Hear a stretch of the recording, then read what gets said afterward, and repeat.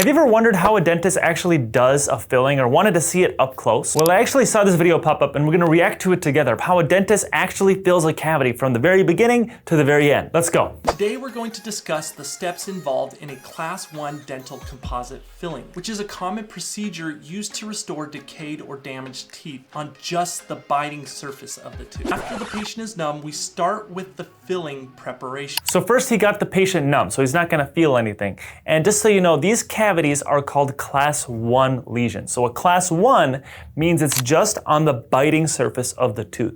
There's different classifications for different fillings. For example, a Class 2 means it's actually in between the teeth, like where you're supposed to floss your teeth. So this is just a Class 1 right on the biting surface. Which is a fancy way of saying we are going to drill a slot in your tooth. So here he's using a high-speed drill. So that's actually a diamond burr, so it's diamond grit. So basically it'll cut anything it touches. So first what he has to do is find the cavity. So the cavity typically starts as like a little hole in the tooth because the outside portion of your enamel is super hard and strong, but once the cavity breaks through there, it can actually spread in the dentin underneath because the dentin is a lot weaker, so it can spread a lot more. Now the dentist will use a high-speed drill to do this initial drilling and remove the decayed or damaged part of the tooth to what they think would be an optimal filling. Because the tooth might look healthy from the outside, but once you get underneath, you see how much that cavity is spread. The optimal parameters for each dentist may be different, but typically include at least removing all the stained grooves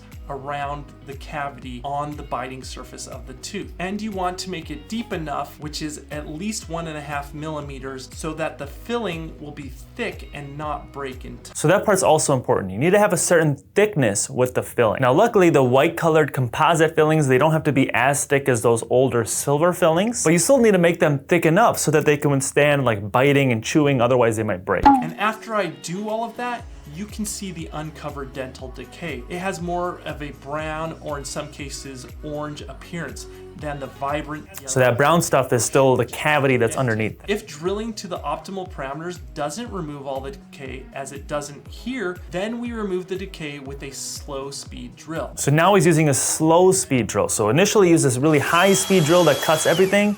The slow speed drill only removes the bad part of the tooth or the actual cavity. It keeps the healthy structure intact. You are done drilling out the decayed tooth structure because decay comes out as a mush or in these flakes when it's unhealthy. So there it looks super powdery, like what's coming off, like really powdery and dusty. So bad tooth structure or unhealthy tooth structure is really flaky. It's kind of like mushy, like cottage cheese type of texture. Whereas once you remove that and you start to see this powder and this dust, that means that you removed all the bad tooth structure, so it's just healthy tooth structure now. Healthy tooth structure will come out as this dusty appearance with a slow speed round burr. Now, as I've removed the whole decay spot in the middle, you will see it now looks like a healthy yellow dentin layer again, unlike some of the other decayed spots. Yeah, you don't want to always rely on the color, but generally that color looks more yellowish than more brown, which looks more unhealthy. Once the decay is all out, I will use the high-speed drill again at the very end to smooth out the walls of this filling preparation in any spot that seems to be heavily undercut, meaning that I have drilled away the underlying tooth directly under the tooth that is left behind, creating this kind of shelf. So basically after he's done removing all the cavity, he wants to make sure the outline is really smooth. So sometimes you have like a layer of enamel here, but then there's no tooth structure underneath it. So that part is called unsupported enamel. You want to make sure that whatever enamel you have or tooth structure you have, there's something underneath it to support it. Otherwise, when you chew on it, it could break. Once I feel like all the decay is removed, I use my Explorer to ensure the remaining tooth is as hard as a rock. And so now he's just checking with his Explorer, which basically feels if there's anything soft or anything that needs to be removed. If everything is hard, then it's ready to get a filling. We can move on to filling the tooth up. Next is a step I do on almost every filling that So here he's putting what's called a liner. I'll explain that in a second. I apply this first layer, which is a filling liner called GC liner. So basically some dentists only do this step when it's like a really deep filling, like it's really close to the nerve. But essentially this liner is put at like the floor of that preparation or the floor of where you were drilling to help promote new tooth structure. This is cool because it can help prevent sensitivity, but it also helps remineralize that area and strengthen it. It strengthens the underlying tooth with fluoride and helps a lot to avoid possible sensitivity. So a lot of things in dentistry, you need a light cure, which is that blue light that he's shining, to basically harden it. So they start off as like a liquidy, putty type of substance, and then once you shine that light, then it'll get activated and then harden. After the liner is in place, we etch the surface of the dentin and the liner, which will strengthen the bond of the final filling that we're about to get into. Now, this etchant has a downside. It can possibly make the tooth sensitive. So that blue stuff he's putting is called an etchant. It's like kind of like a soap that you put on the tooth before you do the filling. It helps clean the tooth and it helps kind of demineralize, and it's also really acidic. So basically, it will kind of make these micro roughness in the tooth so that when you put the actual filling, there's more surface area for it to hold on to. Now he was saying that that etchant can actually cause more sensitivity, and you'd imagine because it's acidic. So some people will only etch the enamel or the outside portion of the tooth and not the actual inside too. But he put that liner, which can help prevent the sensitivity, so it kind of counteracts that. After the etchant is removed, we move on to now the bonding of the filling. Now he's on to the next step, which is called bond. So there's really 3 layers. So first is etchant,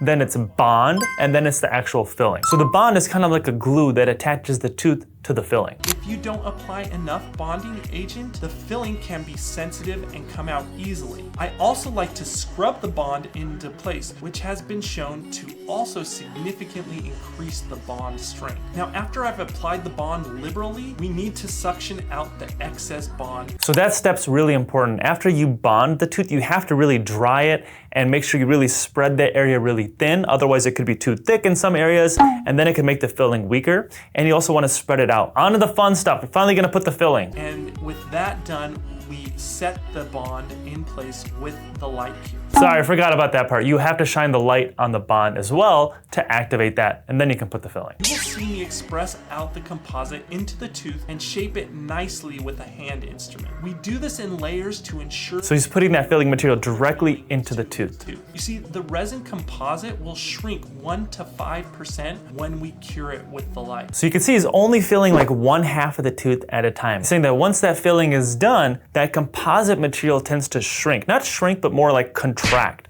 So if you did the whole filling at once, then it can kind of pull on all the walls together and it can make it more sensitive. And there's a chance that that composite might pull away from the tooth and leave a little gap. So that's why he's just doing one side at a time, kind of shaping it, and then he'll shine the light and then he'll do the other side. If we don't do it in layers and we fill too much at once, when it sets, it can put stress on the tooth as it shrinks, or it can encourage separation and the final filling will have leaking. So there he's shining the light on it to make it hard. Skipped a little bit, now he's doing the other side.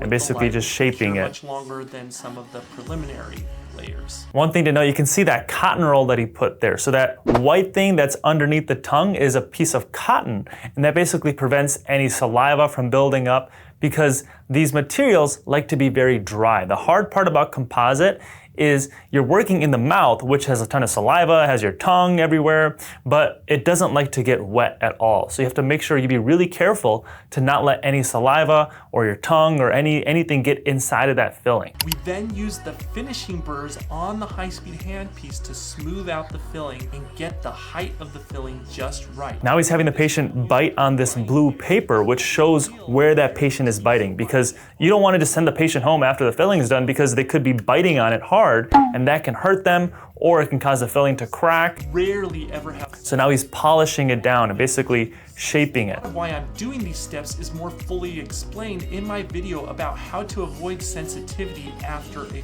filling. And that polishing is really important because a lot of times patients will go home and then they'll wonder why their tooth is hurting so much every time they chew. And it could be as simple as just a little bit of composite that they're hitting on harder than the other teeth, and it's just causing a ton of inflammation. But once you remove that and kind of shave it down and then make it more even, then the pain instantly goes away. Polish it with the slow speed drill to eliminate the gritty feeling that comes from using the finishing burrs. So you can see that final product looks really good and it just looks like a brand new tooth. So thank you guys for watching. I hope you liked the video. If you want to see more content like this reaction style, let me know in the comment section below. And as always, if you haven't already, hit that thumbs up button and subscribe to my channel below. And I will see you in the next video. Have you ever had a cavity and then got a filling done and then all of a sudden have some pain with your tooth? Well, you're not alone. In this video, I'm going to go over why your tooth might be hurting after a filling, but also what you can do about it and when you should start to worry about it. So what exactly happens during a filling? So I drew a little diagram to help explain what's going on. So let's say on this left image you have your full